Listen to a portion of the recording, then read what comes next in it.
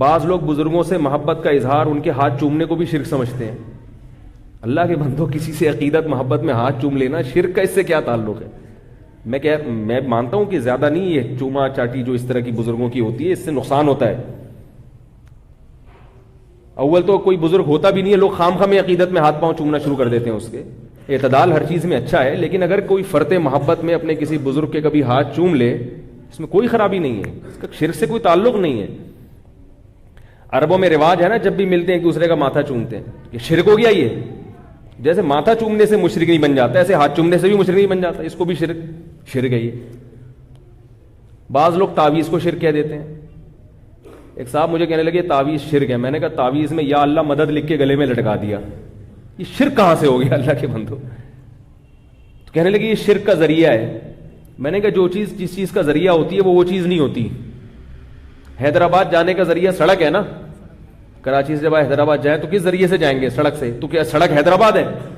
تو جب کسی چیز کو شرک کا ذریعہ کہہ دیا تو یہ آپ نے کہہ دیا کہ وہ شرک بہرحال نہیں ہے. ہاں ذریعے پر بات ہو سکتی ہے, ذریعے پر بات ہو سکتی ہے. تبھی میں بھی تعویذ گنڈوں کا قائل نہیں ہوں, جائز سمجھتا ہوں, مگر میں سمجھتا ہوں اس زمانے میں اس سے اجتناب ضروری ہے, کیونکہ لوگوں کے عقائد خراب ہیں. عامل لوگ تعویذ گنڈوں کے نام پہ الو بناتے ہیں اور یہ چیزیں انسان کو وہمی بناتے ہیں, بالآخر شرک تک لے کے جاتی ہیں یہ چیزیں. اس لیے الحمدللہ میں اپنے بچوں کے گلے میں کبھی تعویذ نہیں لٹکاتا. لیکن اگر کسی عالم نے جائز تعویذ لٹکایا ہوا ہے, اس پہ قرآن کی آیت ہے, تو میں اس کو مشرک نہیں کہتا. البتہ اللہ کا بڑا فضل ہے, ہمارے باپ دادا میں یہ رواج ہی نہیں تھا تعویذ. ہمارے ابا نے کبھی نہیں رکھا تعویذ. بعض لوگ مزاج کے توحیدی ہوتے ہیں اور بعض مزاج کے بدعتی ہوتے ہیں. سمجھ میں آ رہی ہے بات؟ بعض لوگوں کو ان چیزوں سے طبی طور پر گھن آتی ہے. ہماری دادی اللہ تعالیٰ ان کی مغفرت فرمائے, حضرت مولانا عبد الرحیم رائے پوری رحمۃ اللہ علیہ سے بیعت تھی. وہ کبھی یہ تیجے اور 40ویں کا کھانا نہیں کھاتی تھی, حالانکہ ان کو نہیں پتا تھا کہ یہ بدعت ہے. وہ تو بیچاری گاؤں دیہات میں پلی, بیعت ہوئی, وہ تو صرف ان سے اصلاحی تعلق تھا, مسائل ان کو زیادہ معلوم نہیں تھے. لیکن کہیں بھی کسی میت کے گھر سے کھانا آتا تھا کبھی نہیں کھاتی تھی. کہہ رہی تھی مجھے مردوں کے کھانوں سے ویسے گھن آتی. بات آ رہی, ان کو آپ کوئی دلائل سے نہیں قائل کر سکتے کہ یہ جائز ہے یا ناجائز ہے. وہ کہیں جائز ہوگا تمہارے لیے ہوگا, ٹھیک ہے نا. یہ مردوں کے کھانے ہمارے حلق سے نہیں اترتے. تھوڑی سی غیرت بھی کوئی چیز ہوتی ہے نا, کیا خیال ہے؟ تو یہ جو تعویذ گنڈے والے لوگ ہیں نا, جائز ہونے ایک الگ چیز ہے, مگر یہ تعویذ گنڈے والوں میں آپ کو توکل کبھی نظر نہیں آئے گا. یہ ہمیشہ ان پر اللہ کا کچھ ایسا عذاب آتا ہے کہ یہ ہمیشہ اسی پلیتوں میں لگے رہتے ہیں. انگوٹھے میں الگ دھاگا بندھا ہوگا, کالا سا پٹا گلے میں پڑا ہوگا, اور یہاں ایک کچھ باندھا ہوا ہوگا, اور پھر گھول کے بھی کچھ پی رہے ہوں گے صبح شام.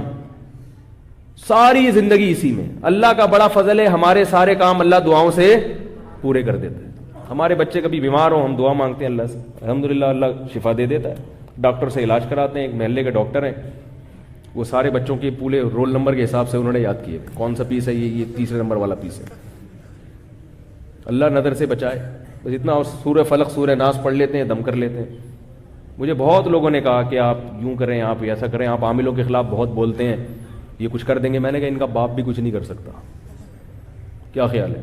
ان سے تو ڈرو ہی نہیں. جن چڑیل بھوت سے, جو عامل جو جن چڑیل بھوت سے دھمکی دیتے ہیں نا, اس سے تو ڈرو. شیر سے ڈر لو, گدھے سے بھی کبھی کبھار ڈر لگتا ہے, لات نہ مار دے. کتے سے ڈر لگتا ہے, میں اپنی بات کر رہا ہوں, کبھی کبھار مجھے کتے سے بھی ڈر لگتا ہے کہ یار کہیں حملہ ہی نہ کر دے. حتیٰ کہ کبھی کبھار بکرے سے بھی ڈر لگتا ہے کہ ٹکر نہ مار دے. اور بیوی سے تو سب مسلمانوں کو ڈر لگتا ہے. ہر چیز جو دنیا کے ڈراتی ہے, ہم بھی ڈرتے ہیں الحمدللہ. انسان ہے, ہم کوئی لوہے اور فولاد کے بنے ہوئے نہیں. اندھیرے سے بھی بعض دفعہ ڈر لگتا ہے. قبرستان میں آپ رات کو اندھیرے میں جا کے بیٹھو تو کتنا ہی بڑا فنٹر ہو, تھوڑا سا ڈر لگے گا. اللہ کا بڑا فضل ہے, میں کبھی عامل سے, چاہے دیوبندی ہو, چاہے کسی بزرگ کا خلیفہ ہو, چاہے اس کے ماتھے پہ تہجد کے نشانات ہوں, چاہے اس کو 100 بزرگوں سے خلافتیں ملی ہوئی ہوں, اپن نہیں مانتا بھائی, ہم نہیں مانتے. اس پہ میں بہت دلائل لے چکا ہوں, لیکن اگر کسی کو دلیل سمجھ میں نہیں آئے تو کانفیڈنس بھی ایک دلیل ہوتی ہے. کہ ایک آدمی ممبر پہ بیٹھ کے اتنی کانفیڈنس سے بات کر رہا ہے, اس کا مطلب کچھ بات میں دم ہے. کانفیڈنس بھی دلیل ہوتی ہے بعض دفعہ. حضرت ابو بکر نے حضرت عمر رضی اللہ تعالیٰ عنہ کا کسی رائے میں اختلاف ہوا تھا. حضرت عمر رضی اللہ تعالیٰ عنہ نے کہا کہ قرآن کو جمع کیا جائے. حضرت ابو بکر نے کہا جو کام نبی نے نہیں کیا میں وہ کیوں کروں. جو کام نبی نے نہیں کیا میں وہ کیوں کروں. حضرت عمر نے فرمایا آپ کو کرنا پڑے گا. اتنے بغیر دلیل کے حضرت عمر کانفیڈنس سے بات کرتے رہے کرنا پڑے گا ورنہ قرآن ضائع ہو جائے گا. ابو بکر فرما رہے ہیں کہ بھائی اگر ضائع ہونے کا خطرہ تھا تو نبی نے کیوں نہیں کیا یہ کام. حضرت عمر دلیل نہیں دے رہے, حضرت فرمایا نہیں کرنا پڑے گا ورنہ ضائع ہو جائے گا. اتنا زور سے اصرار کیا. ابو بکر فرماتے ہیں اللہ نے مجھے شرح صدر کر دیا کہ بھائی یہ عمر صحیح کہہ رہا ہے. بعض دفعہ دلیل نہیں ہوتی, بندے کا کانفیڈنس کام کر جاتا ہے. میرے پاس تو دلیل بھی ہے, کہیں ہے نہ سمجھے. کانفیڈنس کی بڑی ویلیو ہے. آپ کو پتا ہے کہ ایک چوہے نے جو ہے نا ہاتھی کو پرپوز کیا, ہتھنی کو. چوہا ہے اور ہاتھی کی جو ماتا ہے ہتھنی, اس کو پرپوز کیا. تو ہتھنی نے بولا تو اپنی اوقات دیکھ, تو اپنی اوقات دیکھ کمبخت, اپنا خاندان دیکھ, اپنا قد دیکھ. نہ تیرا نیچ خاندان کے گھٹیا آدمی, تجھے شرم نہیں آئی؟ میرے لیے نکاح کا پیغام بھیج رہا ہے, تو شرم نہیں آئی؟ تو چوہا کہتے ہیں ان سب چیزوں کو چھوڑ, کانفیڈنس دیکھ میرا. ان سب چیزوں کو, یہ خیر لطیفہ ہے, اس کو لطیفہ ہی سمجھے آپ.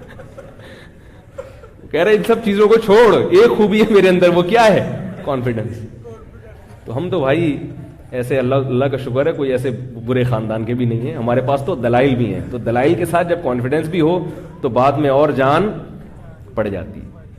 تو اس لیے عاملوں سے قطعاً متاثر ہونے کی ضرورت نہیں ہے. اور مجھے یہ نہ بتایا کرے وہ اتنے بڑے بزرگ ہیں ان کے پاس, تو حضرت مولانا فلاں دامت برکاتہم جاتے ہیں. مجھے یہ بھی کہتے ہیں حضرت آپ کے استاذ فلاں کے پاس جاتے ہیں. میں نہیں مانتا. میں اپنے استاذوں کو مانتا ہوں, مگر وہ جن کے پاس علاج کے لیے جا رہے ہیں خدا کی قسم نہیں مانتا ان کو.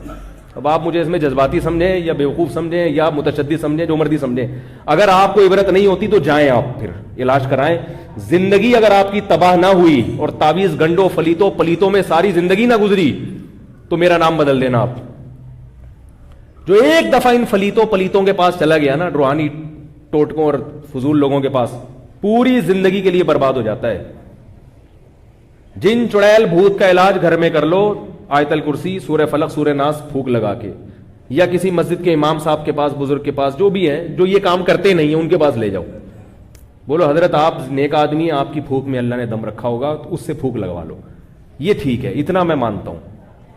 سمجھ رہے ہو؟ تو عجیب نظر اتار رہے ہیں, وہ تسبیح کو یوں ٹک ٹک ٹک کر کے نظر اتار رہا ہے. تجھے یہ کیسے پتا چلا کہ اس میں نظر لگی ہے؟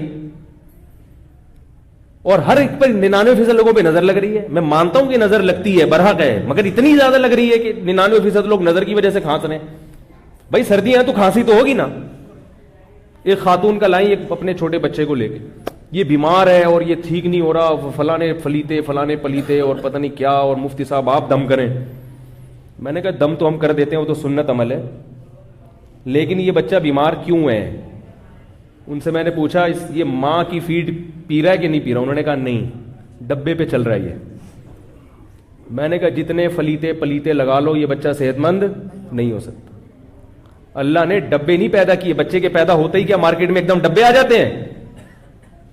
بھائی اگر بچے کے لیے ڈبے کا دودھ اچھا ہوتا جو ڈاکٹر لکھ کے دے رہا ہے, تو جیسے ہی بچہ پیدا ہوتا آسمان سے آپ کے گھروں میں 2-3 ڈبے اترتے اللہ کی طرف سے. جیسے ہی بچہ پیدا ہوتا ہے فوراً ماں کی چھاتیوں میں دودھ پیدا ہوتا ہے, اس لیے کہ اللہ جانتا ہے اس کی کیا چیز اس کے لیے کیا ضروری ہے. تو ماں کا دودھ ضروری تھا تو اللہ نے وہ پیدا کر دیا, ڈبہ ضروری نہیں تھا تو اللہ نے نہ ڈبہ پیدا کیا نہ ڈبے کے اندر دودھ پیدا کیا. یہ ڈاکٹروں کی تقریریں ہمارے سامنے, یہ فالتو قسم کی تقریریں. ڈاکٹروں کو میں مانتا ہوں, ہم بھی بیمار ہوتے ہیں ڈاکٹر کے پاس ہی جاتے ہیں, لیکن ایک تو ہر ڈاکٹر کی ہر فیلڈ میں ریسرچ نہیں ہوتی, دوسرا فطرت سے جو ڈاکٹر آپ کو لڑوا رہا ہے نا اس کی بات کبھی نہ مانو. ایک زمانے تھا ڈاکٹروں نے ڈبے کے دودھ کے فضائل پر زمین اور آسمان کے انبار لگا دیے تھے, بعد میں تجربے سے ثابت ہوا کہ غلط ہے یہ. بھائی جو اللہ کی تخلیق ہے اس کا کوئی آلٹرنیٹ نہیں ہو سکتا. جس خدا نے پیدا کیا وہ ماں کی چھاتیوں میں دودھ پیدا کر رہا ہے, آپ کہہ رہے ہو نہیں یہ والا زیادہ اچھا ہے, اس کا مطلب وہ جو آسمان پہ خدا بیٹھا ہوا ہے وہ غلط کر رہا ہے, آپ کو زیادہ پتا ہے. تو مائیں آج کل بچوں کو دودھ نہیں پلاتی, پھر وہ دم درود تعویذ گنڈے اور پتہ نہیں کیا کیا. وہ کہنے لگی بچہ دودھ پیتا ہی نہیں. میں نے کہا اس کا کچھ علاج کراؤ, ڈاکٹر سے جا کے پوچھو کیوں نہیں پی رہا, ماں کا دودھ کیوں نہیں پی رہا. تو ماں کا دودھ کڑوا ہو جاتا ہے بعض دفعہ. جب عورت کا مزاج کڑوا ہو نا اس کی کڑواہٹ دودھ میں بھی آتی ہے, حقیقت ہے یہ. मां के दूध को अल्लाह ने अजीब चीज बनाया है, ऐसा लिंक अल्लाह ने रखा है। देखो बच्चा रोता है, भूख लगती है तो मां की छातियों में दूध खुद बहुत बढ़ जाता है। बच्चा जितना वजनी होता है ना, जितने पौंड का होगा, उसी हिसाब से मां की छातियों में दूध पैदा होता है। डब्बे को यह पता है कि कितना पैदा होना है, कितना नहीं होना। और बच्चे में जिस विटामिन की कमी होती है, मां के दूध में वो चीज बढ़ जाती है। तो अल्लाह है भाई, अल्लाह पहले अल्लाह है, बाकी चीजें बाद में।